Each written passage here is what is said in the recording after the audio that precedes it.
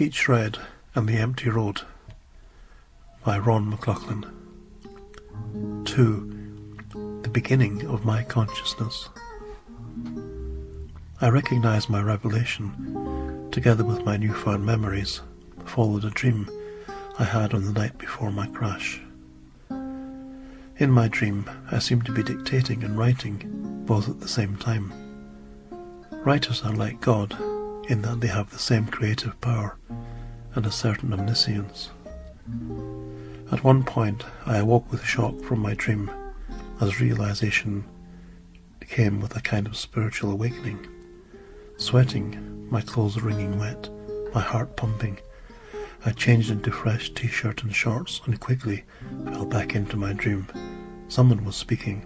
It was as if I was channeling, and again, it was a sound of my own voice.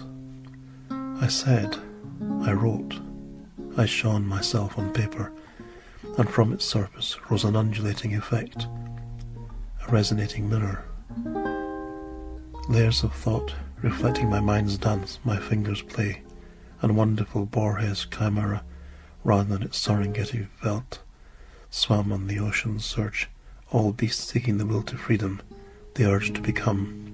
The dolphin waves tumbled over springing, leaping deer in their joyful, strutting tango of existence that was also a struggle for being.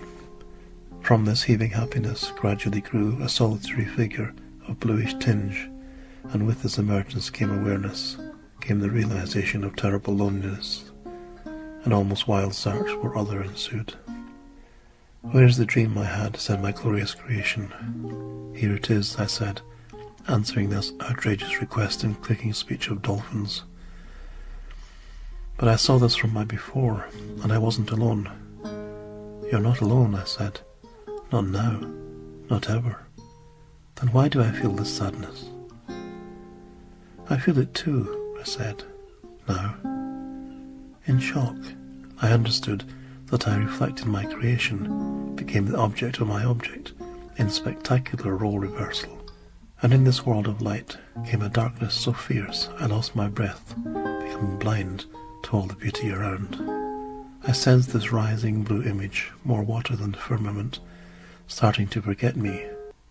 He seemed determined, in his brief moment, not to remember me, and I cried out, in my eternity of loss, "Because you now know everything, amongst all the good and evil, please do not forget me," I said to my creation. But my words came too late, and in this fantastic, timeless, first second my son swam to shore and rose up out of the sea.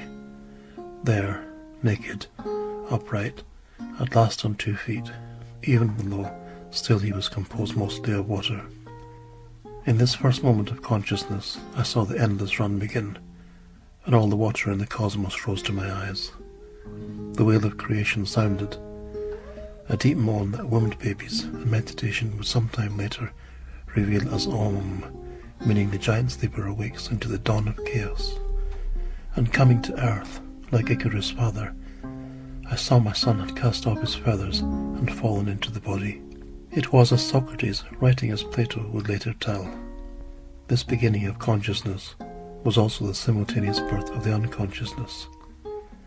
A veil of forgetfulness took root in the dark loam of being, and memories were born, fleeting, flashing, flimsy, occasional understandings that spread their light backwards into time, like iron filings dancing in a field of magnets, like confetti at a May wedding. "First man," I said, "where are you?" I got no answer. Only apes screeching as they leapt in trees so startlingly green and silver.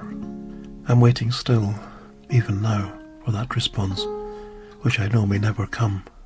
I continued writing on the page, and to my surprise, many more beasts formed in the undulations, rose out from the surface of my sheet, and stood before me, and the question in their eyes was the same, always the same. "Where are you?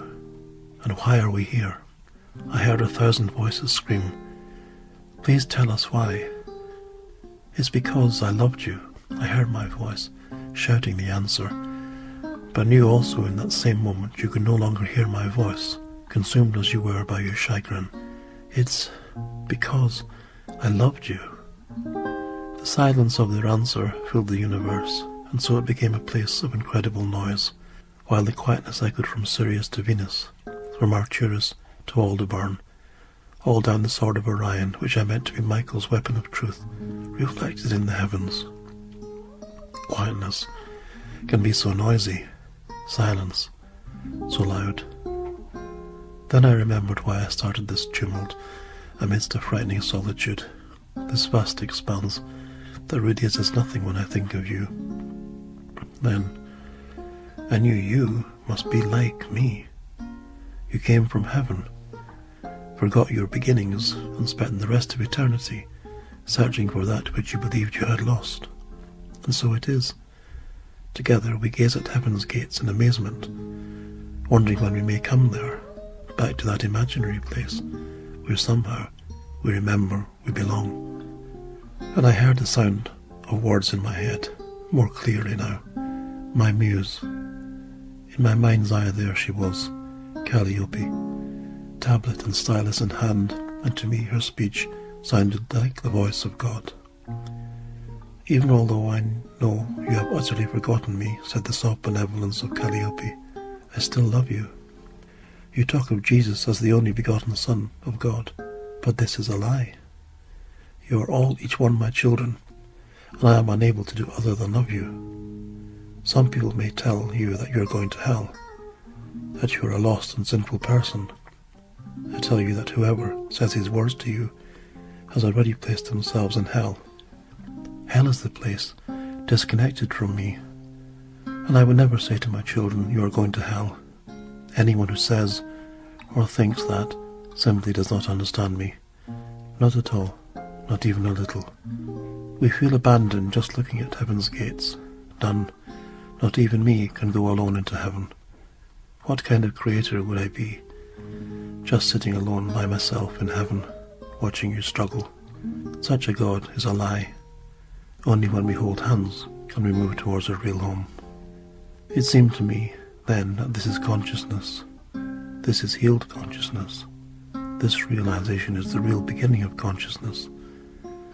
The voice of the muse and the voice of the creator are the same, even when the writer is that creator.